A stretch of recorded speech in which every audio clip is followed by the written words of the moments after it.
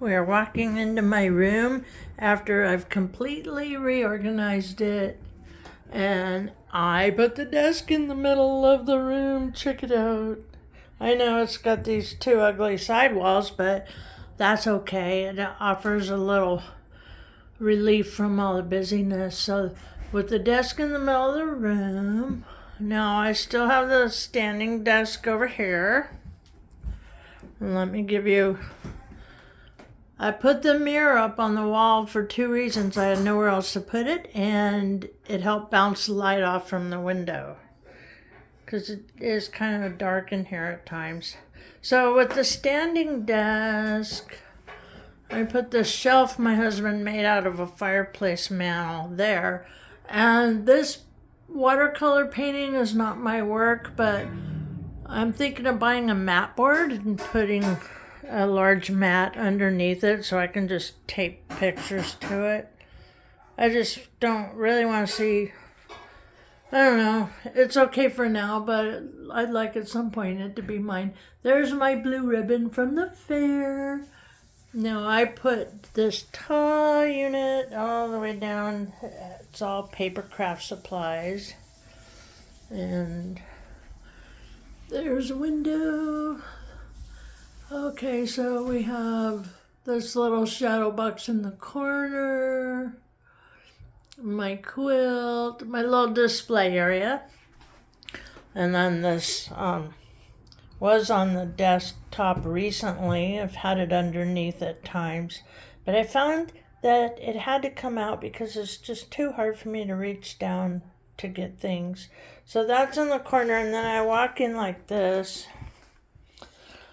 And so we have our regular standard bins under the desk, the ones I always have. And I brought this little table out and put that sewing machine on. It was in the front living room. But I wanted my sewing machine handy where I could just turn around, and having it in front of the window is perfect. So this machine used to be in this room in a cabinet. And I've put another machine in the cabinet, and it's in my sewing room. There's my laser printer and my laptop sitting on top.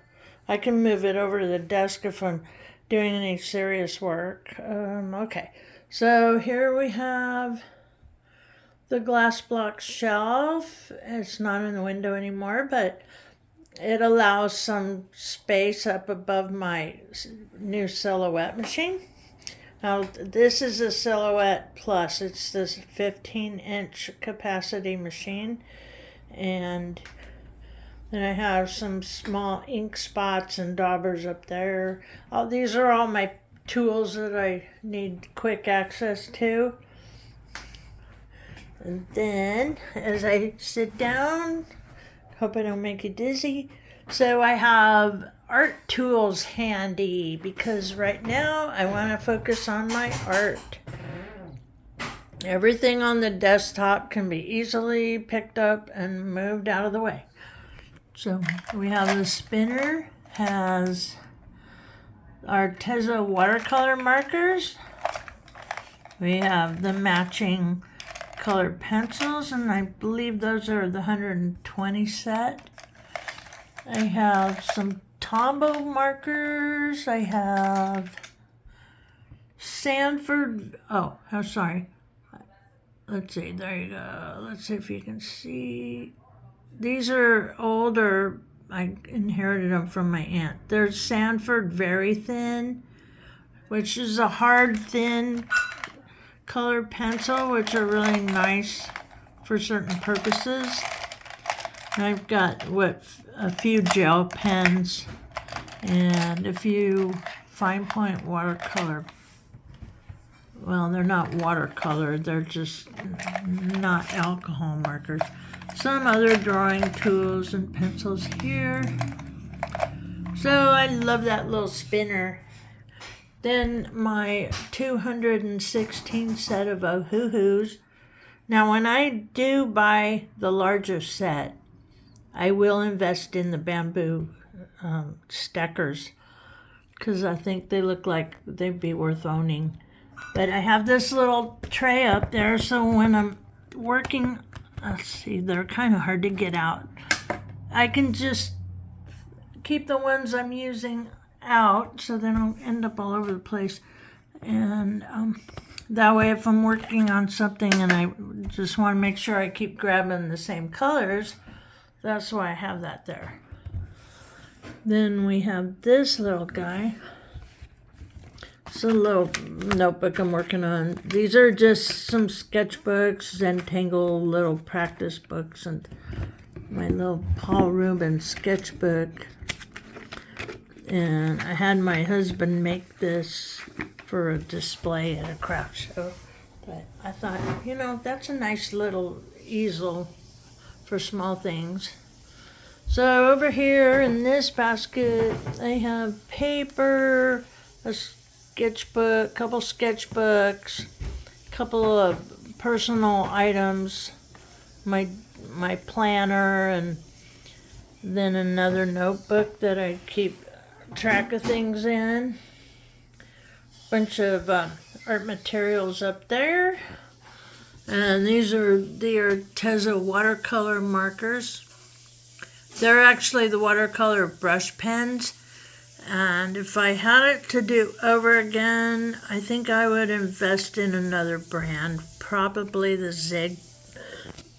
But I really enjoyed those, and I think when they start to go dry, I'm gonna move on to something else. But you know, they're kind of fun just for quick little passing of time. Now, in here, in this little box, I just have little pieces for doing Zentangles, and I cut a bunch of shapes a year or so ago. And I've used most of the white ones, but I think I'll make some more. I think I'll stick with a square. I wanted to try some different shapes, so I had some rectangles. Okay, so over here I have a magazine rack, and there's my large clipboard, another media pad, and a bunch of random little resources. Okay, so here's the sewing machine I took out of the case. And what the cool thing is that it has a solid bottom here. You see that? And so it didn't have open work exposed. It doesn't have the gears underneath exposed. And the whole bottom is sealed with a plate. So having that on top of there really worked out. Now, wait while I back up. In the drawer, you would think I had sewing stuff, but I needed quick access to all my tapes. Over here in this box, I have little layout templates for cards. So when you want to say, oh, what size should I cut this? Let's try out some different options. And there's, for different size card, I have the long ones, I have the A2, and then the 5x7s. So I have those in there. And I don't really use them anymore, but they're kind of nice to have around. And these are my puffy adhesives, and these are I have more of these in the closet, but they take up a lot of space, so I just have a few in the baggie. And these are double-sided tapes. So that's my tape drawer. And right here, I just have a few sewing essentials that go with this machine. I made the basket liner. There's my little embroidery scissors. We have our small screwdriver in that pocket. I just have a few bobbins that go in this machine, and a handful of feet. A fresh straight edge razor blade. And moving on, let's see. That was one of my pieces of art. Let's see, I don't have it on the wall. Oh, it is the one I have on the wall. Oh, okay. If you look up here on the wall at that watercolor, That's actually a panoramic painting. There are two paintings that sit side by side, but I never mounted the second one. And only because there was something else I put in the other matching frame, so I have it put away somewhere. And the printer, we have paper for it down underneath. My little wastebasket, my heat tool is hanging on a hook under there. And my little glass top table, I just decided to put this tray just so that things wouldn't fall off the table on me. And here is a little filming stand. I've showed you this before. Now this can rise up. This thing, paid about $50 for it, and I think it was worth it. But it just takes getting used to. You can raise it up and position it so you can raise it up and have the weight in the back, and then you can have your work in front of it. Do you see how that goes? Okay, with one-handed, I'm not going to try to maneuver it right now. So there's my little, you've seen all this stuff before. Then I have the tripod, which can get put away, but I'm going to try using that to get some lighting on my work to do videos. And I have this other little light. It doesn't offer a lot. Over there is my magnetic dry erase board, and I just have some stuff pinned up on it with magnets. And so this is what I look at from sitting at my desk. There's a door into the hallway. That painting in the hallway is from the Pima Indians in Arizona. My husband is from the Pima tribe. He's a mix of some other things too. But over the stand-up desk, you see, I have all the paper craft stuff over there. Binders with dies and stamps, and smaller bins with pieces that are cut down and works in progress. And that little rack over there I used at the fair. I had my little hair accessories clipped to it, and I thought, just for a lack of anywhere to put it, since it was narrow, I just thought I can use that as a drying rack and clip wet pictures to it, or things that I want to see as I'm going.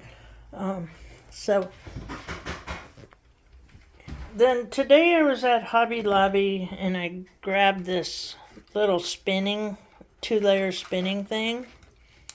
And I also got this. I think this was like $6, and this was $10. And the cool thing about it, it's just the right size. This is a size of paper. It's about 6 by 8. This is a size that I'm working on for practice right now.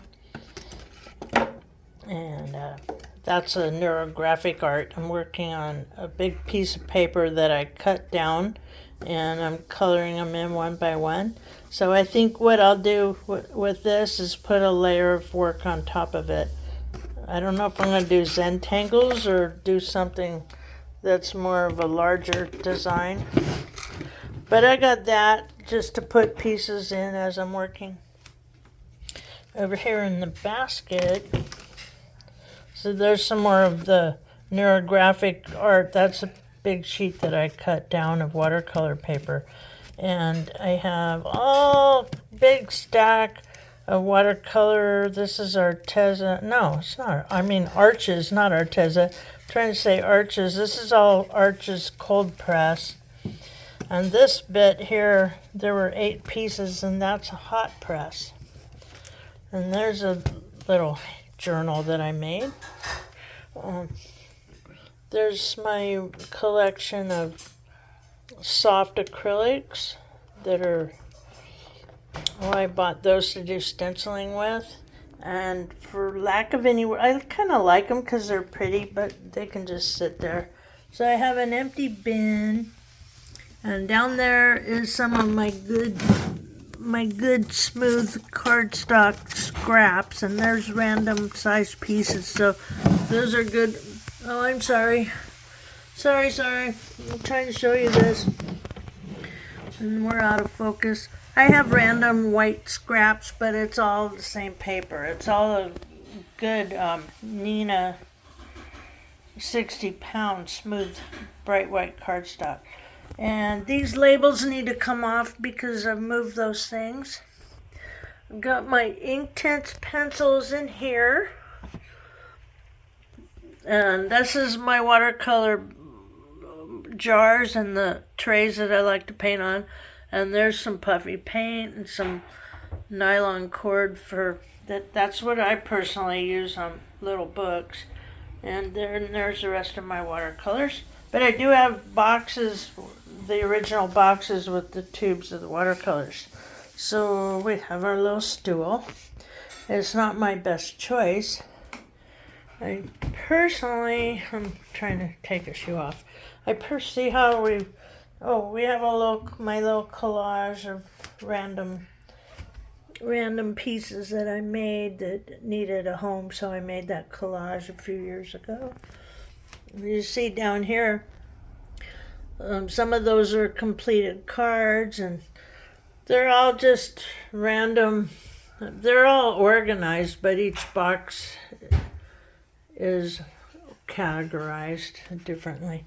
My Sizzix machine, all the plates for the Sizzix, tools, embossing folders, and these little drawers are here because they fit and I didn't have anywhere else to put them. So I have my little Stampin' Up! Little machine here. And personally, I like the electric machine, but this little one is great if I'm just doing small things. And I've moved I don't have a lot of cardstock at the moment. I do have a lot in those bins there, and I have that, and that's about it. But these are all cutting dies and stamps and swatches, color swatches from paint, stencils. The unmarked one is all dedicated to, we have things for stitchery. We have 2 scrapbooks there with watercolors in it. That folder has chipboard, and one of those square bins has supplies for the cutting machine. So that white is a stack of vellum, and there's different types of dots. So there's a big paper stacker, and I keep calendars because they have a lot of inspiration in them. I have different things like sticker sheets and what have you. They just live right there.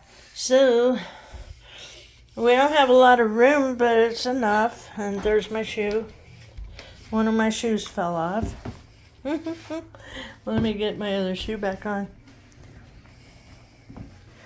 So I don't think the glass mat's going to work well for filming because it shows a lot of glare. However, let's turn around. We're turning around now. So I do have my big pads of 11 or 12 by 18 Artistico Fabriano extra white paper. I have a hot press and a cold press. And I have a Bristol vellum, which is for markers, and that's a 11 by 14. I like to cut those down. And then I have the Stampin' Up! Grid paper. There's a whole package of it right there. That's about 11 by 17. So that would work on the desk. And up here, let's show you this. So these are my little leather bears that I had at the fair, and those are my little cat and mouses. And there's a little covered treat box that I made. That's just a card my mom sent me on my birthday, but I thought it was pretty. There's a card my daughter sent me one year. a piece of ceramic I bought on a trip. My son made that in kindergarten or first grade. And a little covered box. I think it's full of candy. And this ribbon just needs to find a home, but I also have this little cording thing. This was just wrapped laundry cord. Clothesline, that's the word. Some ornaments, a sampling of my ornaments, a couple more bears. So this towel is just a little dust towel. I like just so that the bar's not empty. And there's my logo that's my label logo for things that I sell. There's another one of the neurographic sheets from that big page, the big full-size sheet of watercolor, and that's the second one I did. That was a lot of fun. So I tried to keep some uniformity in the colors. And then this is one of my cards, and my husband actually gave me that as a birthday card. Isn't he cute? So he says, "Love you always." He gave me that as a birthday card. I love it. And here we are. So this is my updated room. That basket on top just has some paper scraps. And let's walk back around towards the door. So this bookshelf always stays here. I've moved it maybe once, and this is the fourth time I've moved this room around. So now I have 2 card holders. Decided to put some of my little Zentangle type art out, because I just needed something pretty to look at. So this is all from last year. And I didn't do the Zentangle thing this year, but this is the kind of stuff I did with the larger cards that are in that box I showed you. So right now and this came from a swap from a dear lady.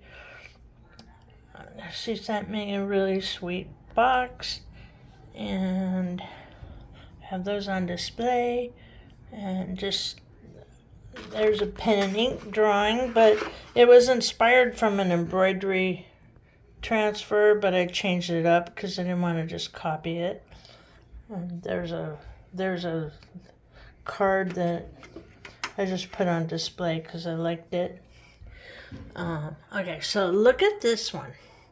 All that is cutouts from doing die cutting, and all that is the fallout paper that came from doing die cutting when I was doing all my fall cards. And you have circles and squares, and I just did a random collage of pastels. And then I went back with the butterflies and leaves and flowers and put a couple more layers on it. And then I didn't feel the need to ink the leaves. I just inked some of the flowers and butterflies. And then I said, I think we'll call it done. But that could be a couple of card fronts, but it also, I like it just the way it is. And I know it's dark in here, but this is the first neurographic piece from that sheet of 8. And I didn't see the sea turtle until I started, as I was working on the page, it just sort of showed up. It wasn't intentional. And all of a sudden I just saw it. So I decided, you know what? We have a sea turtle here. And I did my best to make them as natural and realistic as possible. So this was done with watercolor pencils, and I have some gold gel ink, and then I have some iridescent watercolor. And then I finished it off by giving them a little bit of grass to eat, because I know they like to eat that stuff. And when I was in Hawaii, that's the color that the greenery was in the water. So here, let me move that off its flipper. So you can see he looks like the real sea turtle that we took a picture of. But now we're right on top of him, but when you get back, it's a little bit muddy looking, I think, but I like the way he looks right now in the picture. See, I tried to show the light coming from this direction, coming from behind him. And then there's just a hook that I decided to keep, and some things I just said they can stay. I'm going to redo that calendar, change the dates on it, and maybe do some paperwork. So that was my list. This was from the teacher department at Hobby Lobby, and take that down for a second. So I made a product tracking list for the fair I was doing, and I had a lot of this on the bulletin board there, on the whiteboard, but I didn't really work with this as much as I wanted to. Now, I don't know if I can clean that off. I might be stuck with it, but I'll just leave it for now. And there's my sale sign. Cut that on my machine. So that's my main chair. I've had this chair. This chair was purchased in 2004, 2005. And other than the fact that it doesn't stay in the up position when you raise it, there's nothing wrong with it, and it's very comfortable. And I know you've seen those before, but that's a printer tray we cut up. When I do die cutting, and I'm doing a lot of it, I like to have these trays. I like to pull them out and put the die cuts in them as I'm going. And these are the smaller ones. So and in here, I just tucked away a box of stamps, just for the sake of getting them out of sight and reducing clutter. Kind of nestle things together. And there you go. That's it. And in the back is a little folio. Back there I made that folio. It holds some art boards. And backing up. This is from the doorway.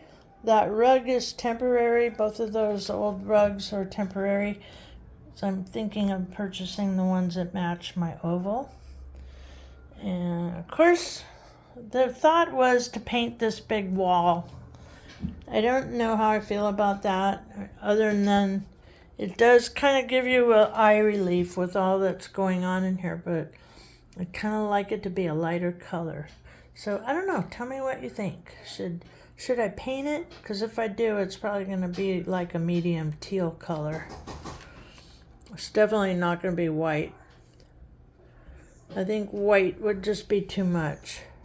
And that top isn't a white, it's more of a cream white. So let me give you another view. And here we are from the doorway. Okay, thank you for watching.